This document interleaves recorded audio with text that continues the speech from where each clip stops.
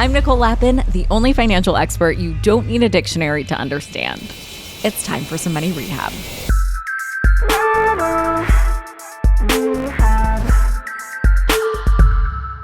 All right, here's your weekly roundup of the headlines that are affecting you and your money. We've heard a lot in the last few weeks about the debt ceiling and the American government's inability to make a budget.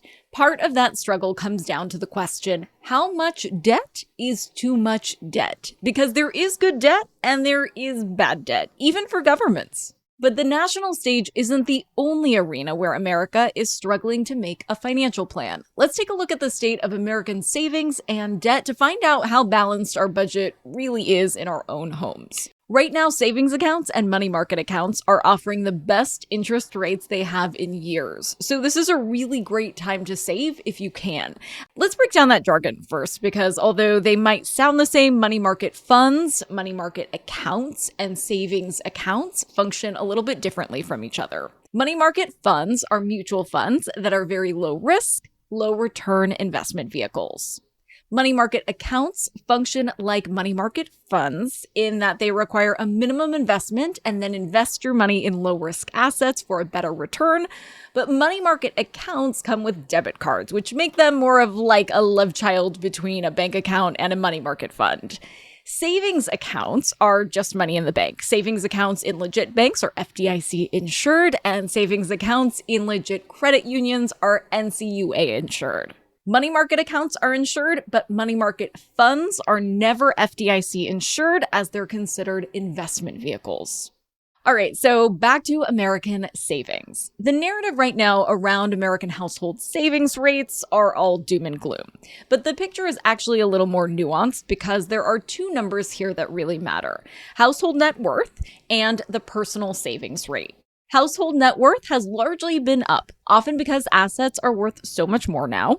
If you bought a house 5 years ago, your net worth is probably up, in many cases substantially, because your house is likely worth more now. Plus, there's always money in the bank. One analysis from the Fed calculated that Americans have $1.1 trillion more in savings this spring than they did in February of 2020. Okay, America. And the NASDAQ, S&P 500, and the Dow Jones have all been steadily climbing since 2009. While we might be off from our 2021 highs, the market is still up overall. So if you have investments, especially if you've been investing for a while now, you're probably worth more than you were 5 years ago. P.S. If you needed a sign to start investing, that was it. But when we talk about the savings rate, as in the amount of money a household saves as a percentage of their take-home pay each month, that number has fallen sharply. Right now, it's about 4.1% for April. That's about half of its annual average over the last 50-ish years.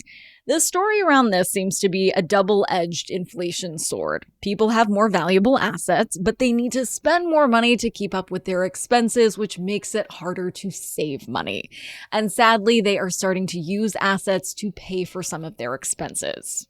In one of the bigger bummers this year, more people are withdrawing money from their 401ks early. In the final quarter of 2022, Fidelity and Vanguard both noticed a slight increase in people withdrawing more money from their 401ks early, about half a percentage point increase. The trend is continuing this year, with Bank of America reporting that there's a 33% increase in the number of customers withdrawing money early in 2023 over 2022. It's reasonable to expect that these sorts of withdrawals will continue to rise since Secure 2.0 passed. Secure 2.0 is a federal law that will go into effect in 2024, and it will make it easier to draw down money from 401ks early. Under current rules, if you withdraw money from your 401k early, you have to certify that it's for an emergency, and there's a 10% tax penalty. The new law allows you to withdraw up to $1,000 a year without the 10% tax penalty and really loosens those emergency rules. Now, I'm telling you this right now. Please don't use it if you don't absolutely have to. And instead, try to put money into your emergency fund before you even put money into your retirement account. And tap that first if you need it. Let's just say you have $1,000 with a very modest 4% interest rate. Over 20 years, you're going to have double that. More than $2,000. So compounding interest really works magic and literally doubles your money. But that trick can only happen if you have the money invested and you leave it invested. time is the only thing you need to make compound interest do its thing. This is why I'm pretty torn on Secure 2.0. We all go through hard shit, and I appreciate that government is giving folks more options of how to navigate financial hardship. But what I don't want is for folks to be encouraged to withdraw funds from their retirement early if they don't absolutely have to. Because while that might help you now, it's definitely going to hurt your future self. This is why I keep saying to prioritize funding your emergency fund first. And if you have to spend all of the money in your emergency fund, take a pause from contributing to your retirement accounts to build back your emergency fund. Your retirement investments will continue to earn interest, but only if you leave that money there and use your emergency fund to fund emergencies. I get it. It's simple, but not easy.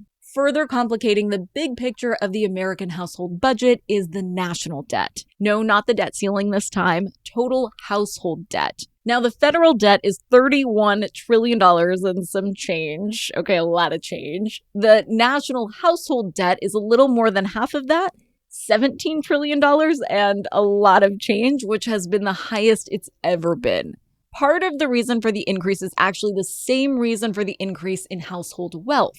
Assets like homes are costing more than ever. Of that $17 trillion in household debt, $12 trillion is mortgage debt, which leaves a more manageable $5 trillion in credit card debt, student loans, and auto loans. So while that number seems so scary, $17 trillion, like who can wrap their head around that?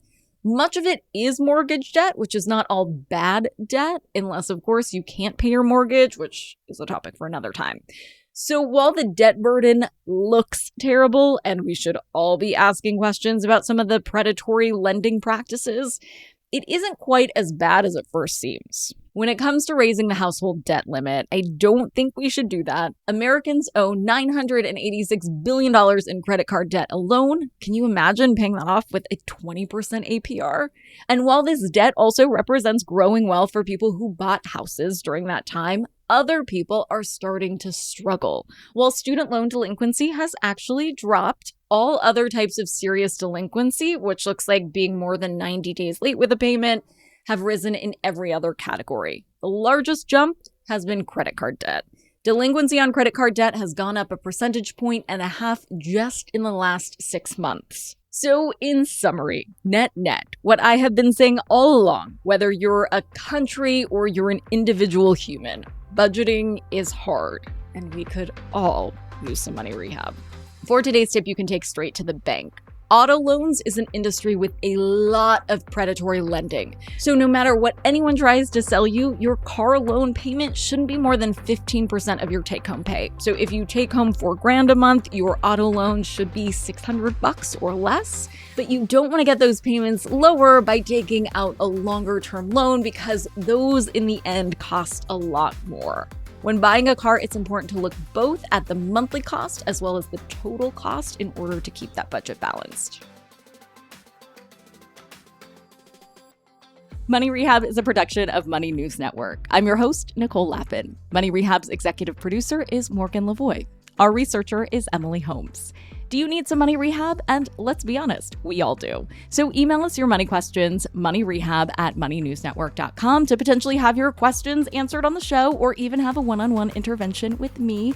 And follow us on Instagram @moneynews and TikTok @moneynewsnetwork for exclusive video content. And lastly, thank you.